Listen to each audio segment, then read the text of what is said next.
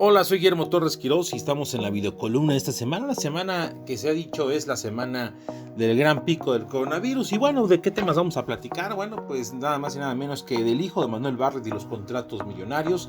También platicaremos de los dimes y diretes entre José Narro y Hugo López-Gatell, quién se metió a defenderlo, quién lo criticó. Y también platicaremos de algunos de los principales acontecimientos de esta semana. El presidente no hace tregua, sigue atacando a la mafia de los medios de comunicación. Y bueno, pues este es la videocolumna de esta semana, por cierto, de mayo.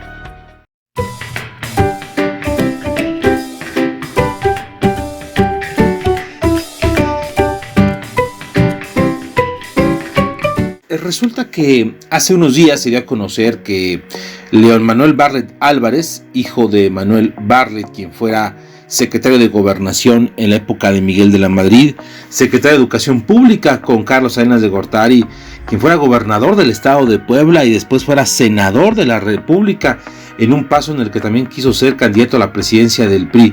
Este personaje, Manuel Bartlett, que después se cambió misteriosamente al Partido del Trabajo, fue senador, coordinador de dicha bancada, y después en esta era de la Cuarta T fue nombrado pues nada más y nada menos que el titular de la Comisión Federal de Electricidad.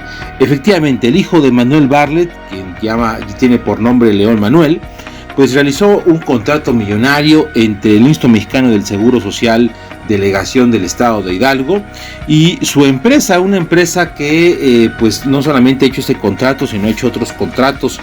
Y bueno, pues ¿cuál es aquí el tema? Pues resulta que se demostró que la compra que hizo el IMSS de Hidalgo a esta empresa para los famosos ventiladores que se necesitan para atender el COVID-19, pues fueron vendidos en una cantidad extremadamente alta, y esto pues solamente brincó para los que de alguna manera son pues portadores, digamos, del combate a la corrupción. Incluso vimos cómo la senadora del PAN, Xochitl Gálvez, pues hizo una denuncia contra esta empresa Cyber Robotic Solution, que es la empresa que de alguna manera ha realizado esta transacción. Y bueno, pues ¿qué fue lo que pasó? Que pues obviamente el presidente de la República salió en defensa de Bartlett y lo hizo por medio de el titular del Instituto Mexicano del Seguro Social, Zoé Robledo, quien argumentó que esta empresa fue la que cumplió en tiempo y forma, que fue la que ofrecía con mayor rapidez la entrega de los ventiladores, que fue la que menos adelanto pedía para los mismos, y incluso criticó a otras empresas que han ofrecido ventiladores y que no son los correctos, que son de marcas, pues llamarlo así, patito.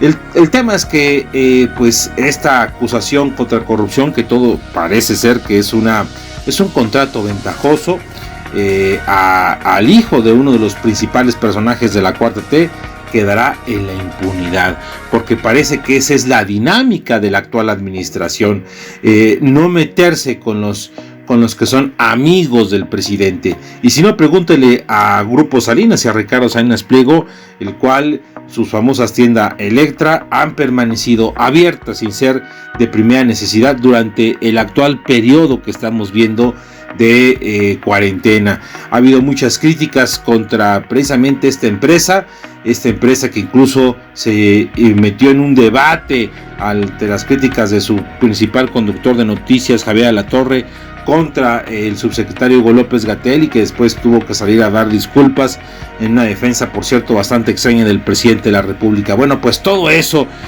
podríamos decir que es una empresa, en el caso de su Grupo Salinas, que hizo una clara violación a la ley, y no le importa, porque para este gobierno sí hay favoritismos, y si no, pregúntenle a don León Bartlett.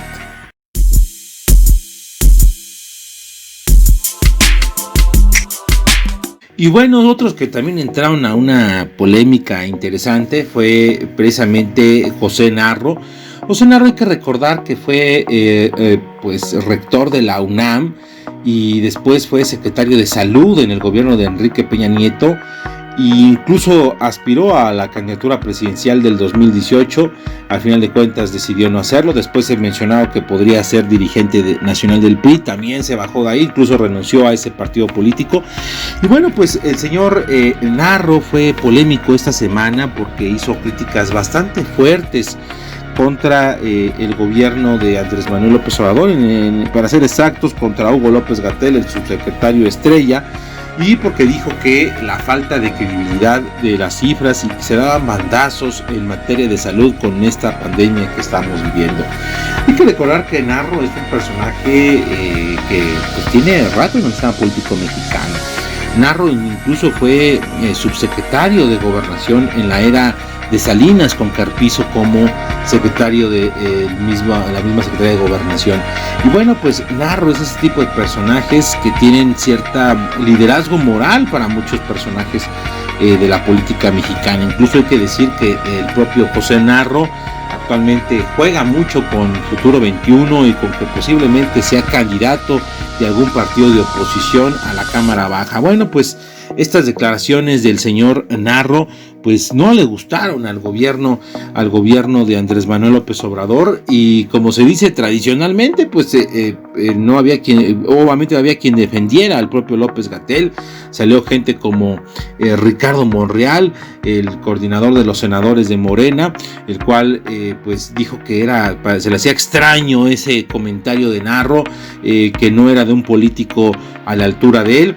Y también pues obviamente el propio López-Gatell se defendió. López-Gatell terminó diciendo que pues se le hacía extraño cómo había abandonado el gobierno de Peña Nieto, la administración en salud de Narro, más de 300 hospitales que se convirtieron en cascarones. La crítica de López-Gatell es fuerte. Hay que tomar en cuenta que ha tratado de ser ese personaje muy prudente en ciertos comentarios y muy comunicador de las desgracias en el tema del COVID. Y bueno, pues estas críticas al propio Narro se pueden entender como un verdadero golpeteo político por parte primero de Narro, que claramente busca el aparador político, y por otro lado el propio López-Gatell, que sabe defenderse y que sabe de alguna manera o sabe el papel que se encuentra en estos momentos.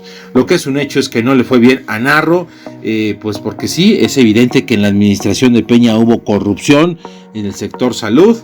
Y bueno, pues en no solamente podríamos preguntarnos del tema de la corrupción, sino del tema de la incapacidad para resolver muchas cosas. No ha habido día en el que salga algún hospital del sistema de salud para no solamente hacer críticas al INSABI, sino para decir que no tienen las herramientas, que no tienen los utensilios necesarios para atender esta crisis. Ojalá todo esto nos deje una gran reflexión y al gobierno le deje un gran trabajo de lo que tiene que hacer para atender precisamente una de las necesidades básicas de los mexicanos, que es la salud.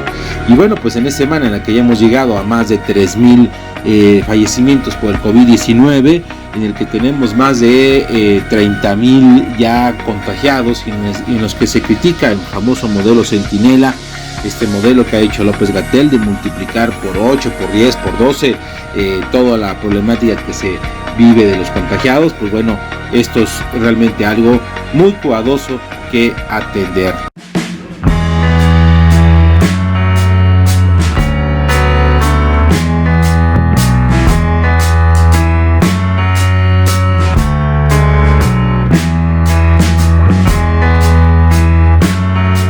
Y bueno, pues esta semana veremos algunas acciones importantes en materia económica.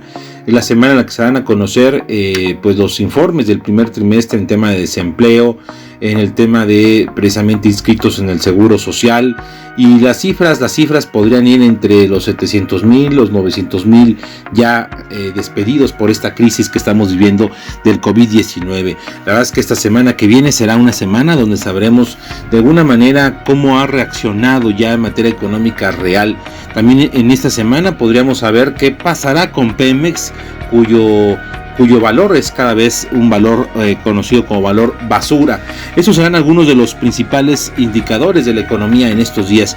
Y hablando de economía y hablando de todo esto que estamos viendo, también vale la pena ver lo que pasó en esta lucha dimes y diretes entre el presidente y Felipe Calderón, el expresidente de México. Y es que constantemente López Obrador saca a relucir que muchos de los defectos, de los problemas de la administración pública provienen de la época de Felipe Calderón. Pero ¿qué es lo que llama muchísimo la atención en ese sentido? Que hace unos días volvió a salir el tema de Genaro García Luna. Calderón insiste en que él no sabía nada acerca de quien fuera su secretario de Seguridad Pública. Genaro García Luna, hoy en día preso en los Estados Unidos, y quien se le acusa cada vez más de una serie de actos de corrupción y de vinculación con el crimen organizado.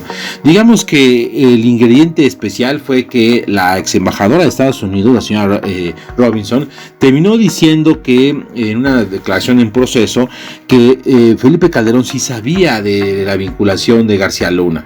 Después salió a desmentir, decir que ella no había dicho eso, que había sido una interpretación del reportero. Lo que es un hecho es que Calderón insiste en que él no sabía, pero hay pruebas de que se le dijo en muchas ocasiones a Felipe Calderón acerca de la vinculación de García Luna. Lo hubo en libros como los de Anabel Hernández, también se dio por parte de declaraciones de figuras como Gerardo Fernando Noroña, que constantemente hablaba del tema. Incluso podríamos decir que hubo denuncias de algunos funcionarios menores. No puede Felipe Calderón evadir el tema. Lo que sí llama la atención es que López Obrador utilice en momentos de riesgo siempre la imagen del expresidente Calderón, el cual pues obviamente no está manco, está conformando su partido y pues vía Twitter es crítico con el presidente. Por cierto, hablaron también de estos temas de economía, de temas de la percepción del tema de Felipe Calderón. Esta semana también vimos una de esas cosas que pues ya no es costumbre escucharlas. Y es que me refiero a lo que fue la conferencia en la que López Obrador, en compañía de Genaro Villamil, responsable de radio y televisión de este gobierno, y dieron este informe de la infodemia y anunciaron que están en contra de los bots, que están en contra de la manipulación de la información por parte de las redes sociales. Qué interesante, antiguamente eran las benditas redes sociales y ahora López Obrador dice que hay ataques contra su administración.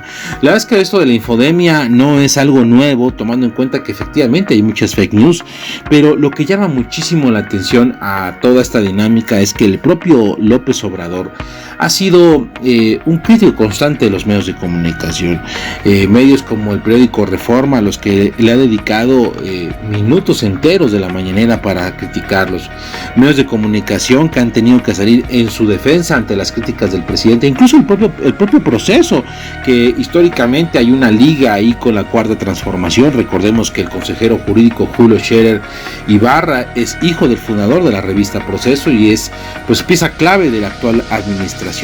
Entonces aquí la gran pregunta que nos tendríamos que hacer en estos momentos es ¿qué está pasando exactamente con la relación de López Obrador y los medios de comunicación? ¿Excusa para gobernar o realmente quiere censurar a los medios? Parece que sí, pero todo este tipo de cosas el público es el que tiene que decidir, y los propios medios tienen que entender que la época en la que eran bastante gobiernistas se ha acabado. La verdad es que hay que reconocer que en estos momentos la información debe ser la más verídica, que hay quien manipula los datos, que tristemente lo hace para dañar y generar confusión, pero también hay gobiernos que a veces quieren utilizarlo pues para sacar jugo o para simple y sencillamente generar cortinas de humo. Si no, pregúntele a Andrés Manuel López Obrador. Como siempre pueden escucharme todos los lunes a las 7:30 de la noche en la tercera emisión de Grupo Imagen con Esteban Arce en el 90.5 de FM, cadena nacional. Y también pueden ver los famosos podcasts de Realidades y Coyunturas de Radio Anáhuac, que están también en Spotify. Nos vemos y que tengan excelente semana.